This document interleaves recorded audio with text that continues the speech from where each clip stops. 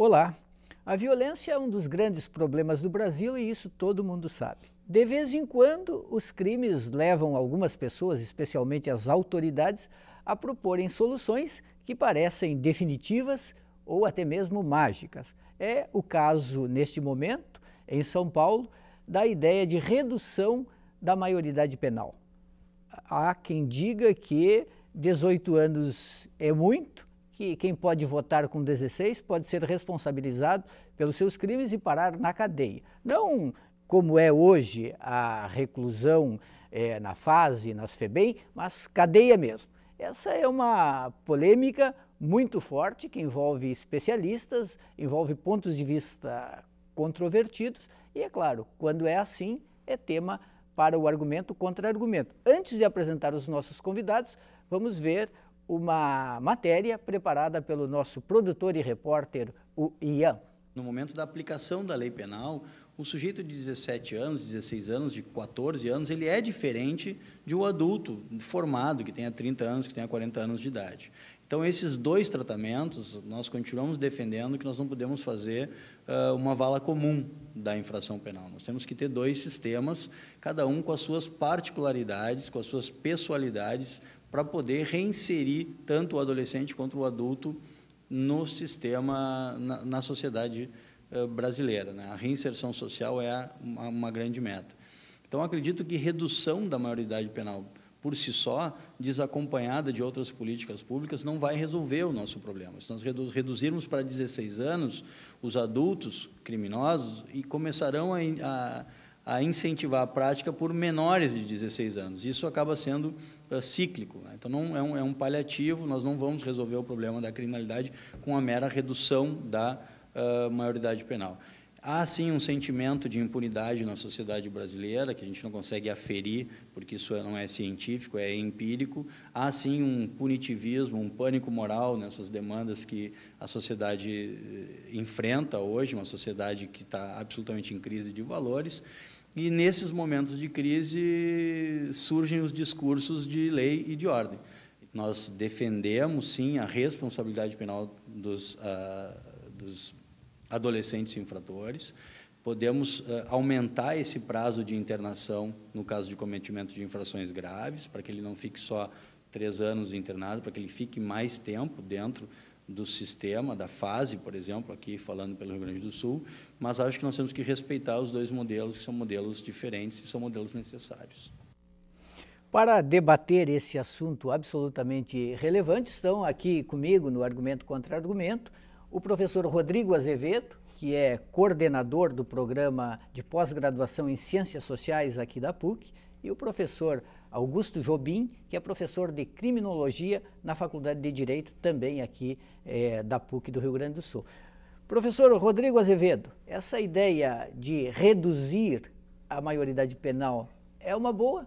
Pode resolver os problemas do Brasil? É uma tendência no mundo? Qual é o balanço que se pode fazer dessa situação? Pois então, esse tema da responsabilidade penal, ele volta à tona, né, sempre que algum crime grave acontece, praticado muitas vezes por adolescentes, mas eu diria, né, o Brasil adotou um modelo já na Constituição de 88, que já existia antes, na verdade, mas que a Constituição de 88 referendou, que é o da responsabilidade penal plena a partir dos 18 anos de idade. No ano seguinte foi publicada a Convenção Internacional dos Direitos da Criança, que foi nessa mesma linha, né, nesse mesmo sentido, e logo em seguida o Brasil aprovou o Estatuto da Criança e do Adolescente, em 90, que é considerado a legislação mais avançada e pioneira da América Latina a respeito desse tema. A partir dessa legislação, o que nós temos? Né? Nós temos uma mudança de paradigma. O paradigma anterior era o paradigma tutelar, minorista, né, que embora separasse adultos e adolescentes, o tratamento dado não tinha muita diferença, né, era tutelar, era uma forma de intervenção por meio do encarceramento, embora diferenciado, e a partir do Estatuto da Criança o Brasil adota um modelo que é de proteção da infância e da juventude e também de responsabilização penal do adolescente de 12 a 18, mas com medidas socioeducativas diferentes das medidas penais propriamente ditas, né? Isso é muito adequado, né? Os especialistas na matéria em nível internacional elogiam essa adesão do Brasil a essa proposta, a esse paradigma. No entanto, há dois problemas. Um problema que é a falta de implementação desse paradigma, que depende de investimento público, e nós sabemos que para essas áreas sociais o investimento público muitas vezes é precário. E, por outro lado, há um problema também na interpretação e aplicação da lei, por parte de muitos juízes e operadores do direito que continuaram ainda presos ao modelo anterior, tutelar, paternalista, e, portanto, não levam às últimas consequências daquilo que o Estatuto prevê. Mas eu diria, vamos tentar manter esse paradigma, né, tão avançado, digamos assim, mas que até hoje não foi testado pela falta de condições práticas da sua implementação. Professor Augusto Jobim, a sua posição. Muito obrigado, professor Julimir, professor Rodrigo. É sempre um prazer poder estar no contra-argumento. A questão para mim se torna muito clara, talvez até pegando o gancho um pouco do que o professor Rodrigo disse. Ao invés de tentar se tratar com relação a uma redução da maioridade penal, talvez o termo seria mais adequado, penso eu, que até a professora Eliana Brum costuma referendar, que é a questão do aumento da maioridade moral, vamos pensar assim, ou seja, tentar passar um pouco essa questão da sedução pelo discurso de lei e ordem, que normalmente vem ciclicamente de horror em horror, de tragédia em tragédia, e tentar de maneira crítica, ou seja, de maneira a se colocar, de se pontuar nesse momento de crise de maneira mais minimamente razoável, né?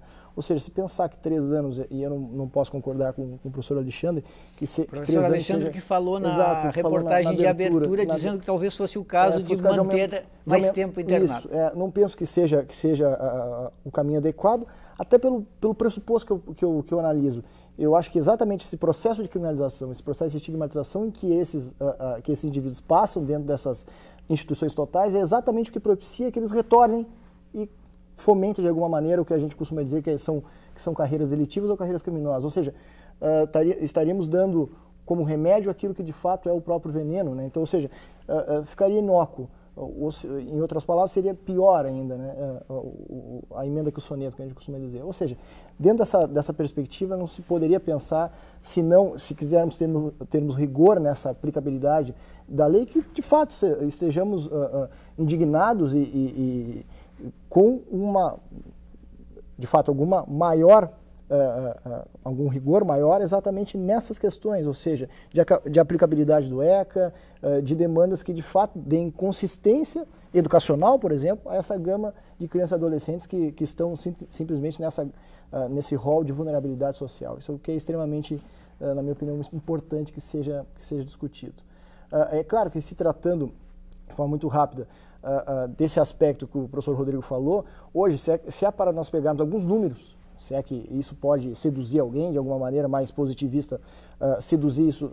Hoje nós temos no país, e é o contrário do que se pode pensar, né?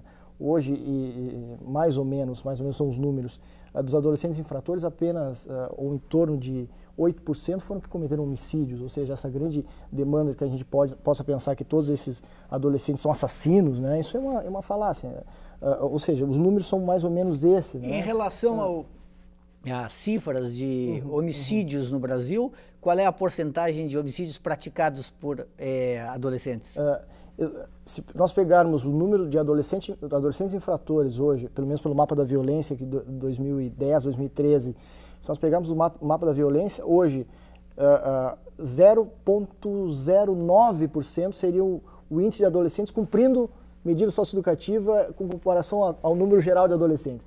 Daqueles que estão cumprindo a medida socioeducativa, apenas 8% são homicidas, vamos pensar, são assassinos. Ou seja, esse pânico moral que vem aí, sim, de fato, o Alexandre, na minha opinião, tem completa razão, o professor Alexandre, que acaba ganhando carona, né, nessas demandas de lei e ordem, aí, de fato, nós todos pensarmos dessa maneira fica muito complicado.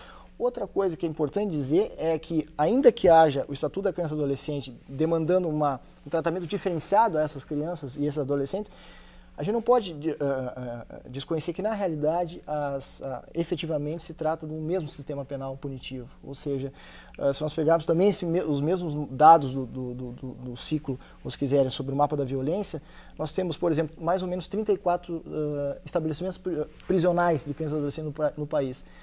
Todos eles, pelo menos um deles, claro, em maior ou menor medida, mas em média um deles por ano, tem um adolescente, de alguma maneira, objeto ou de violência sexual. Mais da metade deles tem um adolescente morto por ano.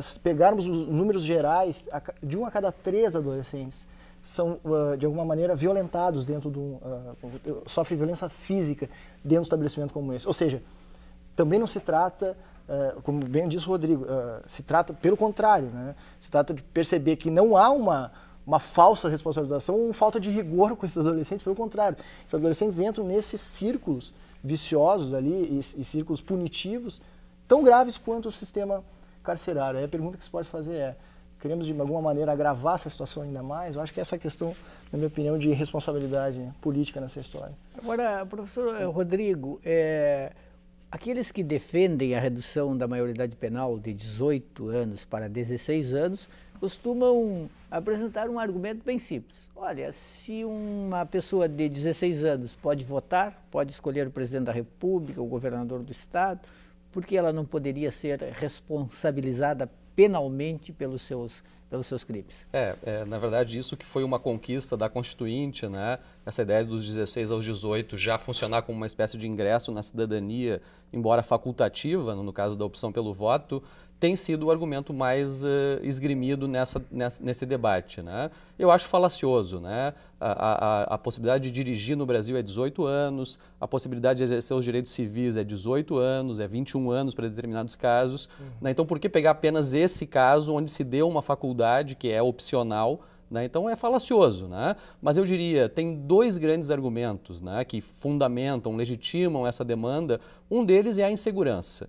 Né? É legítimo. A sociedade brasileira tem níveis de violência muito altos. Nós temos 45, 50 mil homicídios ao ano e isso é inadmissível. Né? É preciso dar conta desse problema. É uma demanda social legítima. Né? E a outra é, esses adolescentes que matam, que são violentos, que colocam fogo em pessoas, não são coitadinhos e não podem ser tratados como coitadinhos.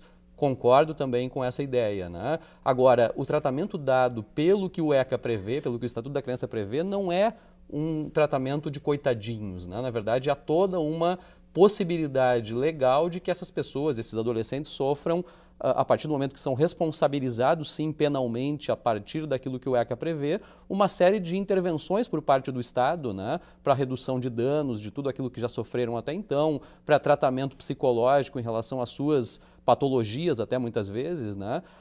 Mas 3 anos é tempo, na minha opinião, mais do que suficiente para que isso aconteça, né? Desde que seja feito de forma adequada, né? Que sejam adotadas políticas que não essas que o Augusto referiu, né? A precariedade, que também é a marca do sistema prisional, então isso não mudaria, né, mudando de uma situação para outra, mas evidentemente que são questões que pesam, né? E aí a minha resposta para essas questões é essa, né? Eu acho que nem o medo, a insegurança e nem essa ideia de que alguns desses adolescentes são de fato excessivamente agressivos e violentos podem justificar, legitimar uma mudança em relação a isso que nós até agora viemos trilhando, esse paradigma, né, de diferenciar, de ter os 18 anos como marco divisório, que é uma escolha de política criminal, né? Poderia ser um outro esse marco, mas a escolha foi essa. É uma escolha que segue padrões internacionais, a grande maioria dos países adota também esse mesmo parâmetro. Poderia ser um pouco mais, um pouco menos, mas o padrão adotado foi esse, porque se considera, até essa idade, de maneira geral, há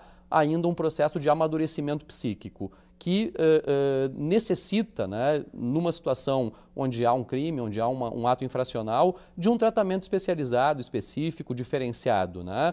Mesmo para maiores de 18, o PRONASSE, que foi o Programa de Segurança com Cidadania do governo Lula, propôs também uma diferenciação.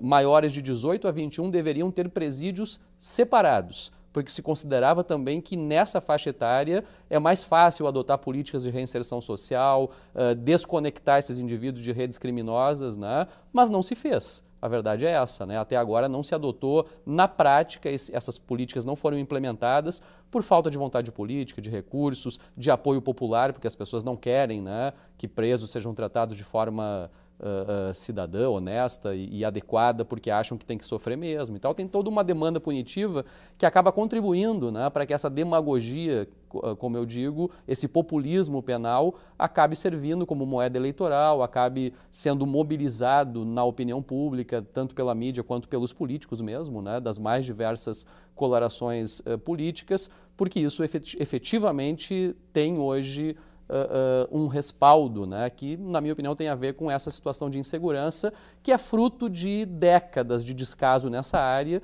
e não do ato praticado por um ou outro adolescente que acaba chamando a atenção da opinião pública, né?